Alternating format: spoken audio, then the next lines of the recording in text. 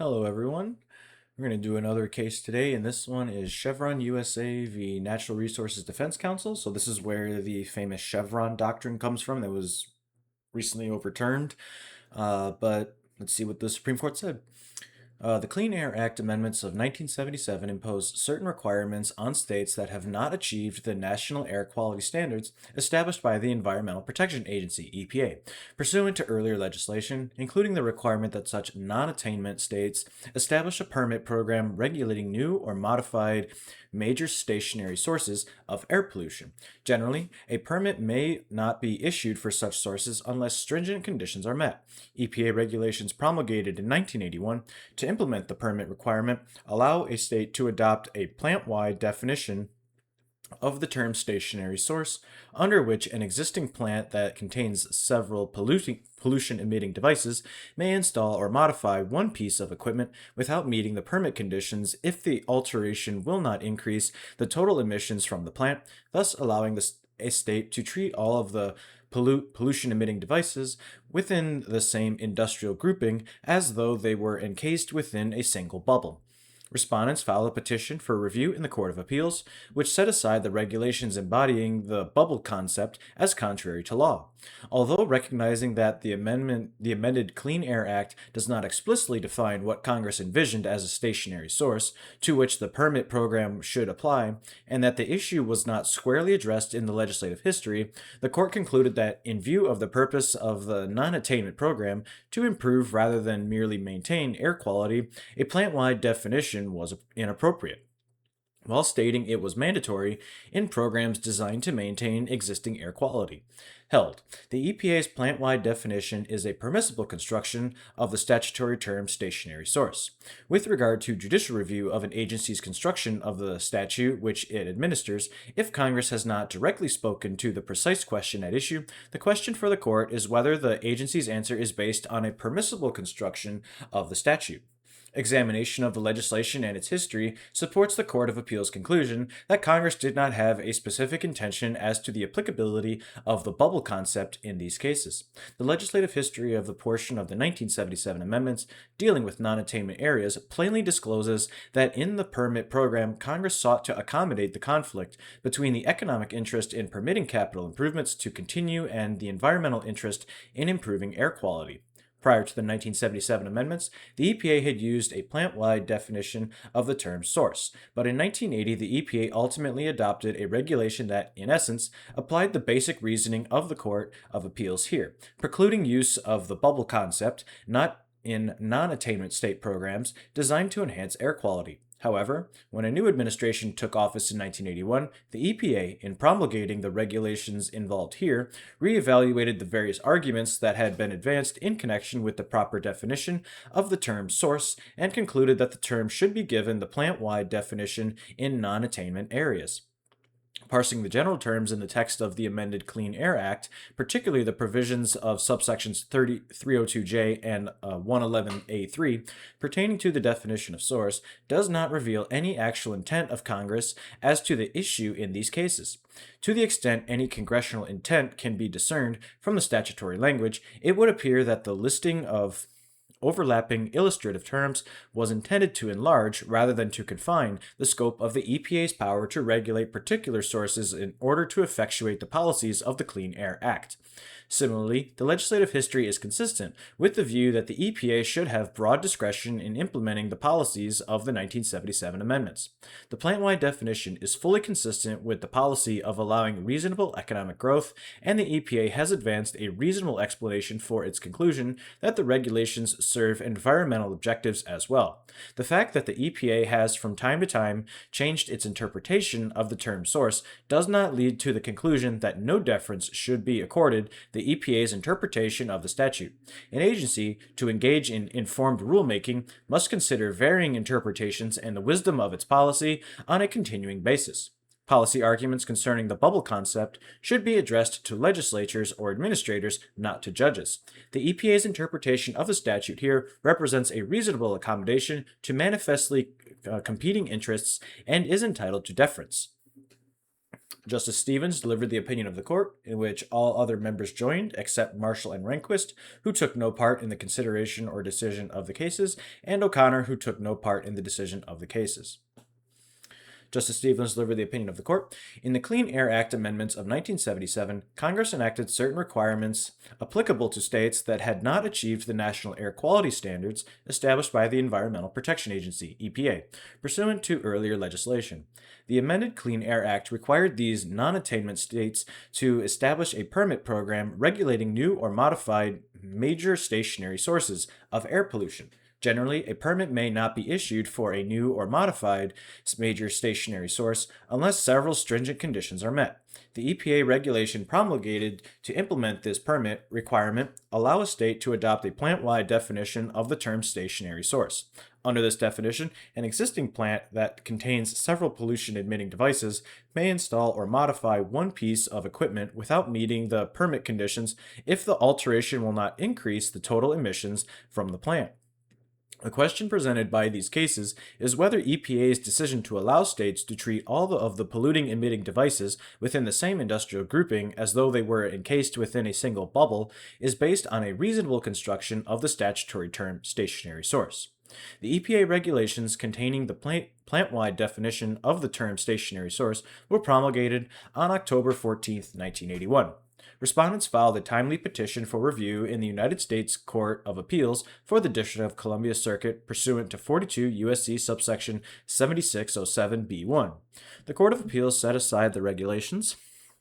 The court observed that the relevant part of the amended Clean Air Act does not explicitly define what Congress envisioned as a stationary source to which the permit program should apply, and further stated that the precise issue was not squarely addressed in the legislative history. In light of its conclusion that the legislative history bearing on the question was at best contradictory, it reasoned that the purpose of the non-attainment program should guide our decision here. Based on two of its precedents concerning the applicability of the bubble concept to certain Clean Air Act programs, the court stated that the bubble concept was mandatory in programs designed merely to maintain existing air quality, but held that it was inappropriate in programs enacted to improve air quality.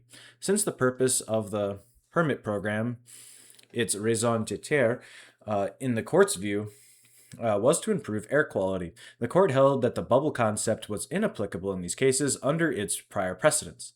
It therefore set aside the regulations embodying the bubble concept as contrary to law. We granted certiorari to review that judgment, and we now reverse. The basic legal error of the Court of Appeals was to adopt a static judicial definition of the term stationary source, when it had decided that Congress itself had not commanded that definition. Respondents do not defend the legal reasoning of the Court of Appeals. Nevertheless, since this court reviews judgments, not opinions, we must determine whether the Court of Appeals' legal error resulted in an erroneous judgment on the validity of the regulations. When a court reviews an agency's construction of the statute which it administers, it is confronted with two questions. First, always, is the question whether Congress has directly spoken to the precise question at issue. If the intent of Congress is clear, that is the end of the matter, for the court, as well as the agency, must give effect to the unambiguously expressed intent of Congress. If, however, the court determines Congress has not directly addressed the precise question at issue, the court does not simply impose its own construction on the statute, as would be necessary in the absence of an administrative interpretation. Rather, if the statute is silent or ambiguous with respect to the specific issue, the question for the court is whether the agency's answer is based on a permissible construction of the statute. The power of an administrative agency to administer a congressionally created program necessarily requires the formulation of policy and the making of rules to fill any gap left implicitly or explicitly by Congress. If Congress has explicitly left a gap for the agency to fill, there is an express delegation of authority to the agency to elucidate a specific provision of the statute by regulation. Such legislative regulations are given controlling weight unless they are arbitrary, capricious, or manifestly contrary to the statute. Sometimes the legislative delegation to an agency on a particular question is implicit rather than explicit. In such a case, a court may not substitute its own construction of a statutory provision for a reasonable interpretation made by the administrator of of an agency.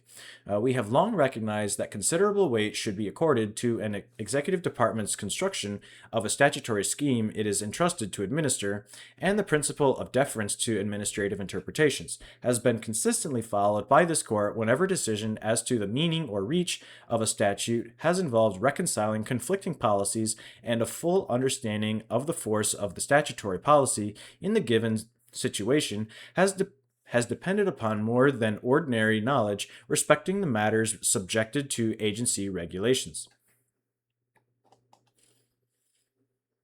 If this choice represents a reasonable accommodation of conflicting policies that were committed to the agency's care by the statute, we should not disturb it unless it appears from the statute or its legislative history that the accommodation is not one that Congress would have sanctioned.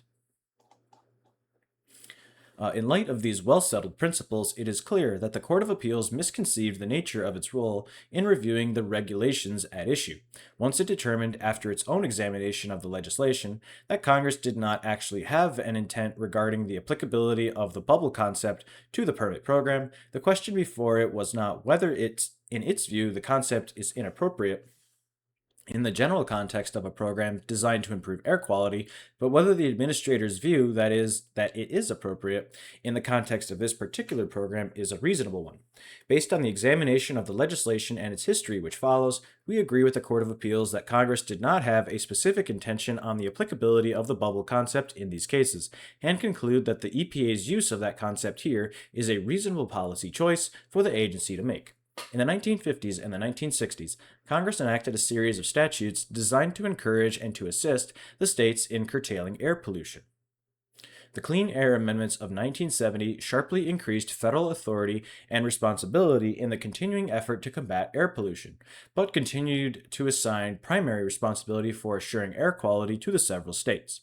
Section 109 of the 1970 amendments directed the EPA to promulgate national ambient air quality standards, and subsection 110 directed the states to develop plans, SIPs, to implement the standards within specified deadlines. In addition, subsection 111 provided that major new sources of pollution would be required to conform to technology-based performance standards. The EPA was directed to publish a list of categories of sources of pollution and to establish new source performance standards, NSPS, for each.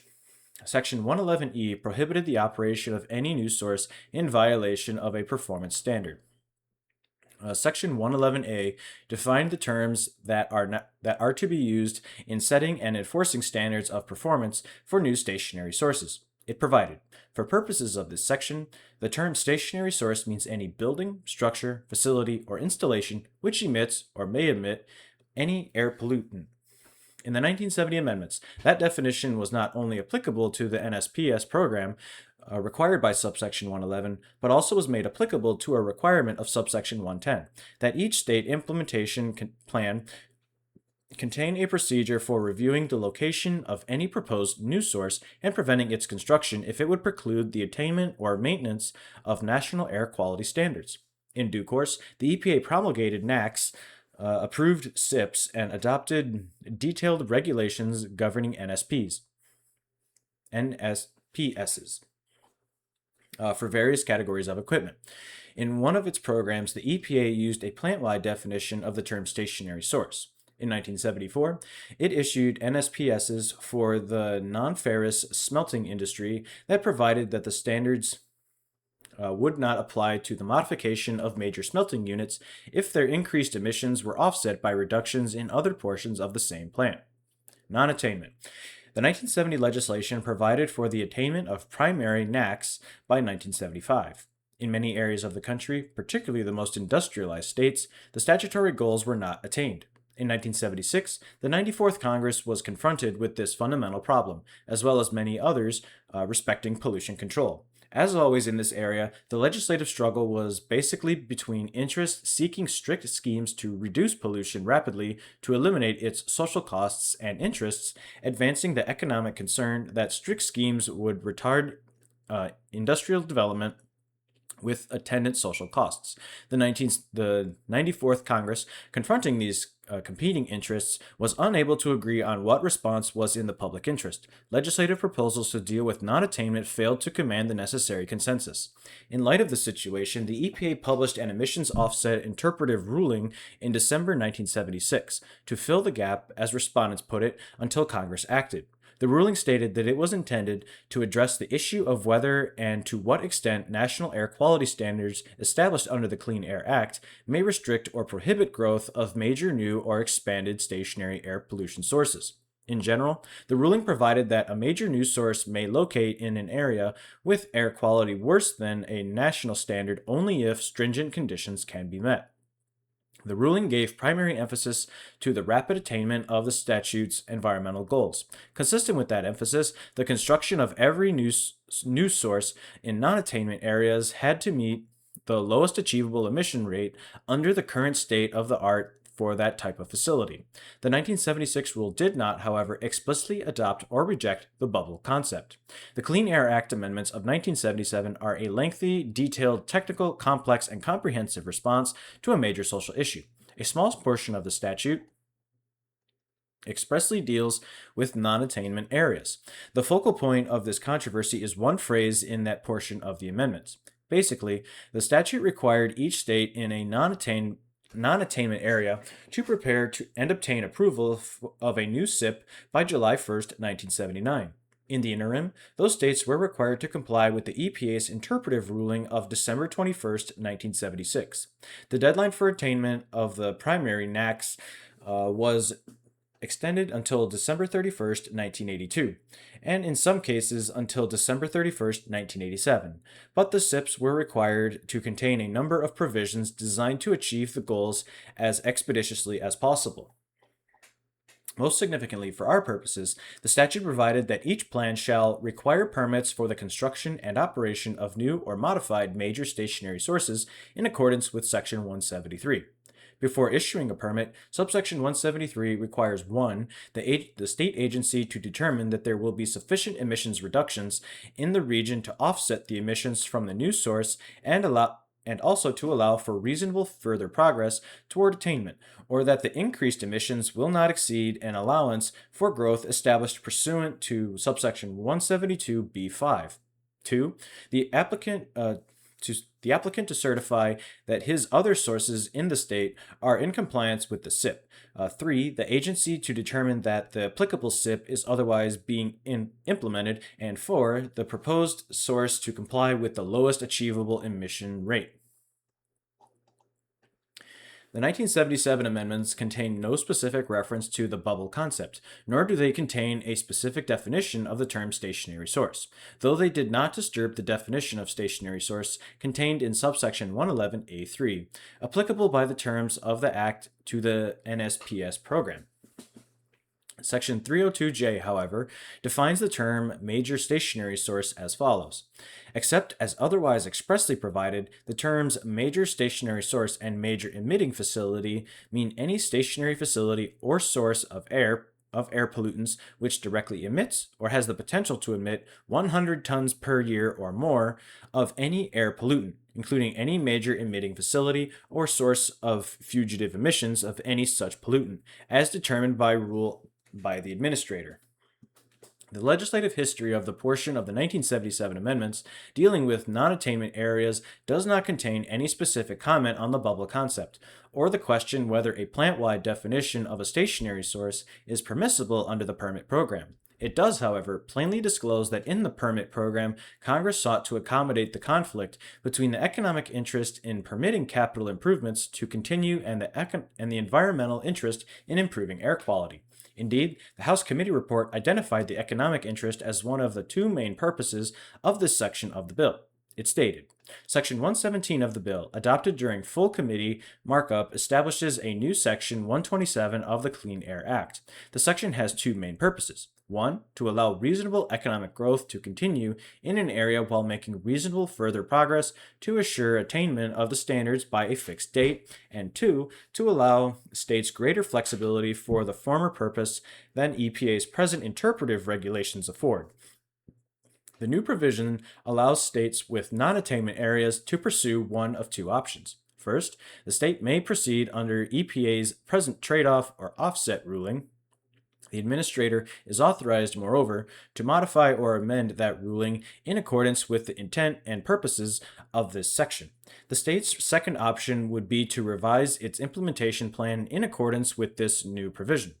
The portion of the Senate committee report dealing with non-attainment areas states generally that it was intended to supersede the EPA administrative approach, and that expansion should be permitted if a state could demonstrate that these facilities can be accommodated within its overall plan to provide for attainment of air quality standards. The Senate report notes the value of case-by-case review of each new or modified major source of pollution that seeks to locate in a region exceeding an ambient standard, explaining that such a review requires matching reductions from existing sources against emissions expected from the new source in order to assure that introduction of the new source will not prevent attainment of the applicable standard by the statutory deadline. This description of a case-by-case approach to plant additions, which emphasizes the net consequences of the construction or modification of a new source, as well as its impact on the overall achievement of the national standards, was not, however, addressed to this precise issue raised by these cases. Senator Muskie made the following remarks. I should note that the test for determining whether a new or modified source is subject to the EPA interpretive regulation, the offset ruling, and to the permit requirements of the revised implementation plans under the conference bill is whether the source will emit a pollutant into an area which is exceeding a national ambient air quality standard for that pollutant or precursor. Thus, a new source is still subject to such requirements as lowest achievable emission rate, even if it is constructed as a replacement for an older facility, resulting in a net reduction from previous emission levels. A source, including an existing facility ordered to convert to coal, is subject to all the non-attainment requirements as a modified source if it makes any physical change which increases the amount of any air pollutant for which the standards in the area are exceeded. As previously noted, prior to the 1977 amendments, the EPA had adhered to a plant-wide definition of the term source under a NSPS program. After adoption of the 1977 amendments, proposals for a plant-wide definition were considered in at least 3 formal proceedings. In January 1979, the EPA considered the question whether the same restriction on new construction in non-attainment areas that had been included in its December 1976 ruling should be required in the revised SIPs that were scheduled to go into effect in July 1979. After noting that the 1976 ruling was ambiguous on the question whether a plant with a number of different processes and emission points would be considered a single source, the EPA, in effect, provided a bifurcated answer to that question. In those areas that did not have a revised SIP, in effect by July 1979, the EPA rejected the plant-wide definition. On the other hand, it expressly concluded that the plant-wide approach would be permissible in certain circumstances if authorized by an approved SIP. It stated, where a state implementation plan is revised and implemented to satisfy the requirements of Part D, including the reasonable further progress requirement, the plan requirements for major modifications may exempt modifications of existing facilities that are accompanied by intra-source offsets so that there is no net increase in emissions. The agency endorses such exemptions, which would provide greater flexibility to sources to effectively manage their air emissions at least cost. In April and again in September 1979, the EPA published additional comments in which it indicated that revised SIPs could adopt the plant-wide definition of source in non-attainment areas in certain circumstances. On the latter occasion, the EPA made a formal rulemaking proposal that would have permitted the use of the bubble concept for new installations within a plant as well as for modifications of existing units. It explained, bubble exemption, the use of offsets inside the same source is called the bubble. EPA proposes use of the definition of source to limit the use of the bubble under non-attainment requirements in the following respects. Part D, SIPs that include all that include all requirements needed to assure reasonable further progress and attainment by the deadline under Section 172, and that are being carried out need not restrict the use of a plant-wide bubble, the same as under the PSD proposal. Part D SIPs that do not meet the requirements specified must limit use of the bubble by including a definition of installation as an identifiable piece of process equipment. Significantly, the EPA expressly noted that the word source might be given a plant-wide definition for some purposes and a narrower definition for other purposes. It wrote, "Source means any building, structure, facility, or installation which emits or may emit any regulated pollutant. Building, structure, facility, or installation means plant in PSD areas and in non-attainment areas, except where the growth prohibitions would apply or where no adequate SIP exists or is being carried out." The EPA's summary of its proposed ruling discloses a flexible rather than rigid definition of the term source to implement various policies and programs. In summary, EPA is proposing two different ways to define source for different kinds of NSR programs. One, for PSD and complete Part D SIPs, review would apply only to plants with an unrestricted plant-wide bubble. Two, for the offset ruling, restrictions on construction and incomplete Part D SIPs, review would apply to both plants and individual pieces of process equipment, causing the plant-wide bubble not to apply for new and modified major pieces of equipment.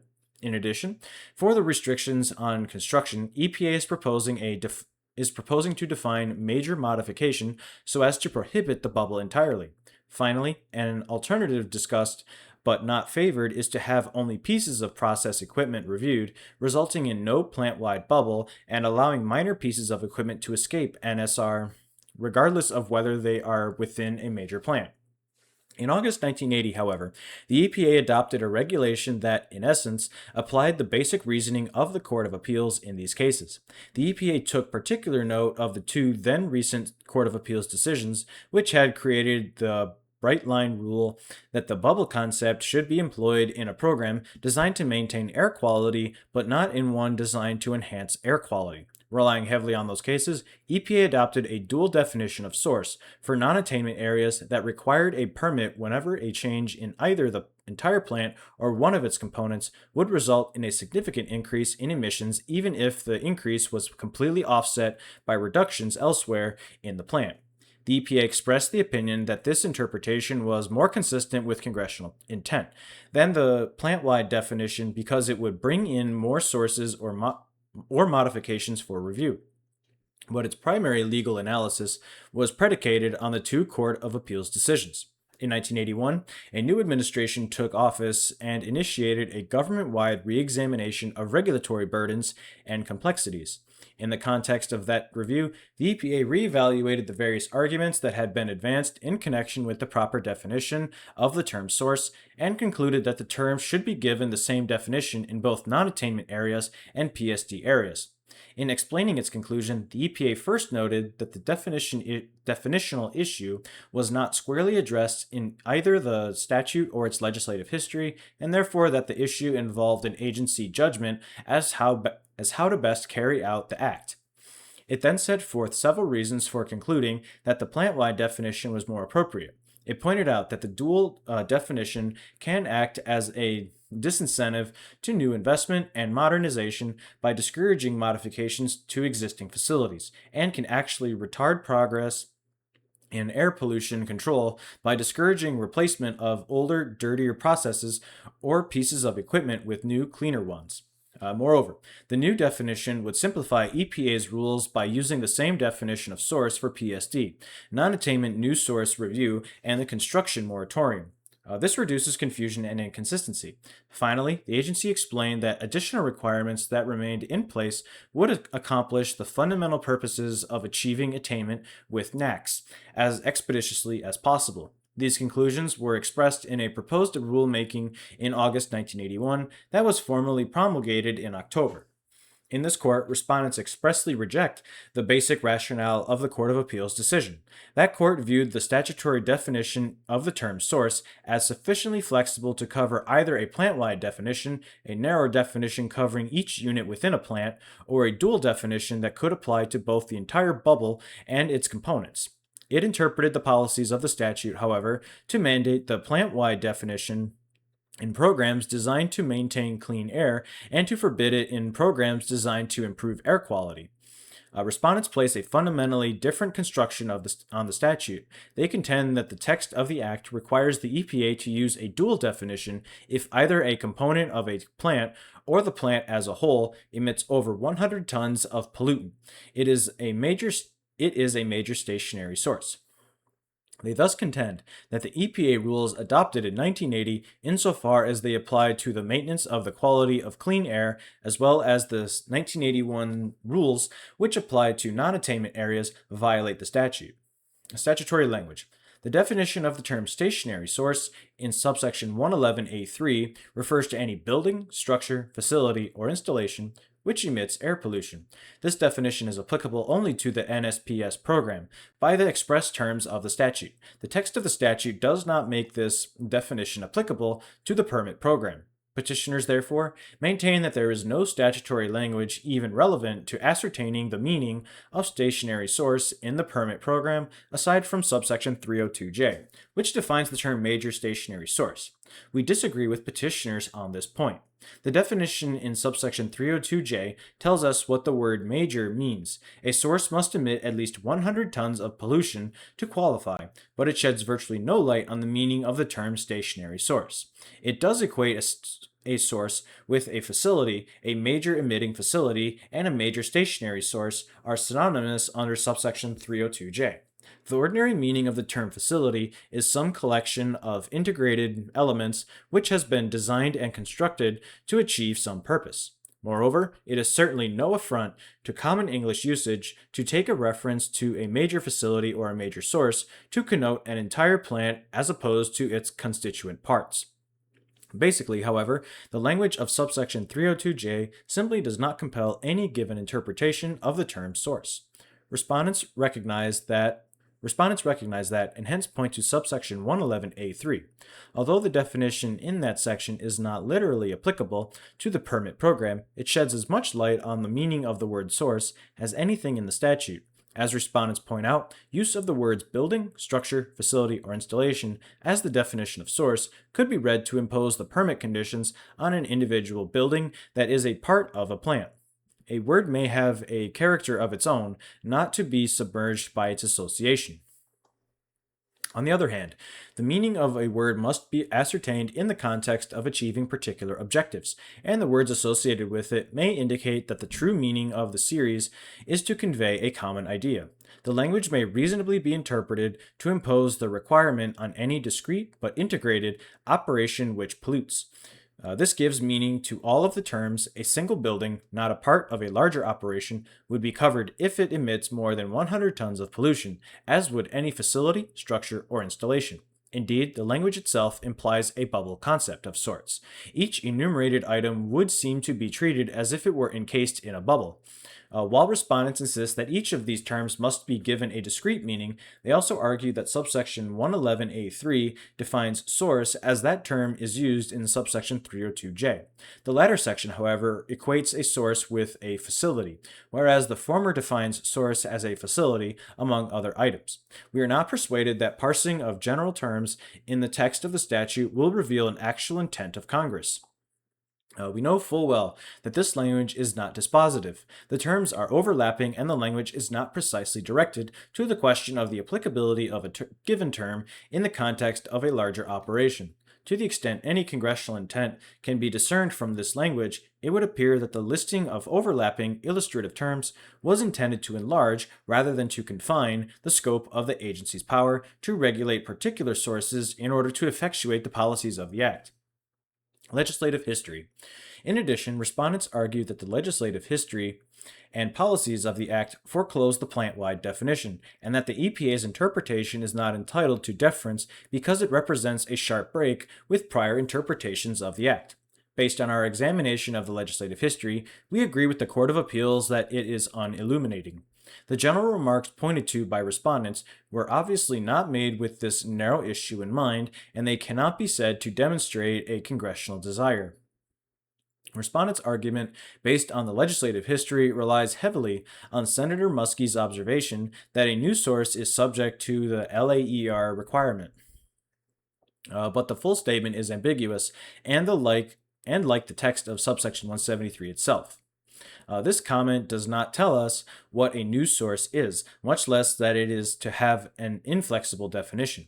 We find that the legislative history as a whole is silent on the precise issue before us. It is, however, consistent with the view that the EPA should have broad discretion in implementing the policies of the 1977 amendments.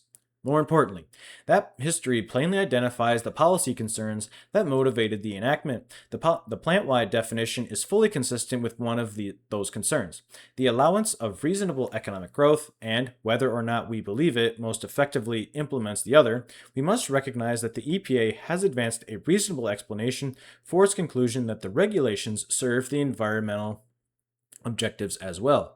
Indeed, its reasoning is supported by the public record, developed in the rulemaking process, as well as by certain private studies. Our review of the EPA's varying interpretations of the word source, both before and after the 1977 amendments, convinces us that the agency primarily responsible for administering this important legislation has consistently interpreted it flexibly. Not in a sterile textual vacuum, but in the context of implementing policy decisions in a technical and complex arena. The fact that the agency has from time to time changed its interpretation of the term source does not, as respondents argue, lead us to conclude that no deference should be accorded the agency's interpretation of the statute. In an initial agency interpretation is not instantly carved in stone. On the contrary, the agency, to engage in informed rulemaking, must consider varying interpretations and the wisdom of its policy on a continuing basis. Moreover, the fact that the agency has adopted different definitions in different contexts adds force to the argument that the definition itself is flexible, particularly since Congress has never indicated any disapproval of a flexible reading of the statute. Significantly, it was not the agency in 1980, but rather the courts of appeals that read the statute inflexibly to command a plant-wide definition for programs designed to maintain clean air and to forbid such a definition for programs designed to improve air quality. The distinction the court drew may well be a sensible one, but our labored review of the problem has surely disclosed that it is not a distinction that Congress ever articulated itself, or one that the EPA found in the statute before the courts began to review the legislative work product. We conclude that it was the Court of Appeals, rather than Congress, or any of the decision makers who are authorized by Congress to administer this legislation, that was primarily responsible for the 1980 position taken by the agency. Policy. The arguments over policy that are advanced in the parties' briefs create the impression that respondents are now waging in a judicial forum a specific policy battle which they ultimately lost in the agency and in the 32 jurisdictions opting for the bubble concept, but one which was never waged in the Congress. Such policy arguments are more properly addressed to legislators or administrators, not to judges. Legislators or administrators, not to judges. In these cases, the administrator's interpretation represents a reasonable accommodation of manifestly competing interests and is entitled to deference. The regulatory scheme is technical and complex. The agency considered the matter in a detailed and reasoned fashion, and the decision involves reconciling conflicting policies. Congress intended to accommodate both interests, but did not do so itself, on the level of specificity presented by these cases. Perhaps that body consciously desired the administrator to strike the balance at this level, thinking that those with great expertise and charged with responsibility for administering the provision would be in a better position to do so. Perhaps it simply did not consider the question at this level, and perhaps Congress was unable to forge a coalition on either side of the question, and those on each side decided to take their chances with the scheme devised by the agency. For judicial purposes, it matters not which of these things occurred. Judges are not experts in the field, and are not part of either political branch of the government. Courts must, in some cases, reconcile competing political interests, but not on the basis of the judge's personal policy preferences. In contrast, an agency to which Congress has delegated policy-making responsibilities may, within the limits of that delegation, properly rely upon the incumbent administration's views of wise policy to inform its judgments. While agencies are not directly accountable to the people, the chief executive is, and it is entirely appropriate for this political branch of the government to make such policy choices, resolving the competing interests which Congress itself either inadvertently did not resolve or intentionally left to be resolved by the agency charged with the administration of the statute in light of everyday realities. When a challenge to an agency construction of a statutory provision, fairly conceptualized, really centers on the wisdom of the agency's policy rather than whether it is a reasonable choice within a gap left open by Congress, the challenge must fail. In such a case, federal judges who have no constituency have a duty to respect legitimate policy choices made by those who do. The responsibilities for assessing the wisdom of such policy choices and resolving the struggle between competing views of the public interest are not judicial ones. Our Constitution vests such responsibilities in the political branches. We hold that the EPA's definition of the term source is a permissible construction of the statute which seeks to accommodate progress in reducing air pollution with economic growth. The regulations which the administrator has adopted provided what the agency could allowably view as an effective reconciliation of these twofold ends. The judgment of the Court of Appeals is reversed. It is so ordered. Justice Marshall and Justice Rehnquist took no part in the consideration or decision of these cases. Justice O'Connor took no part in the decision of these cases. Well, that was a good read. And as always, if there's any case you'd like me to read, just drop in the comments and have a take a look. Thank you.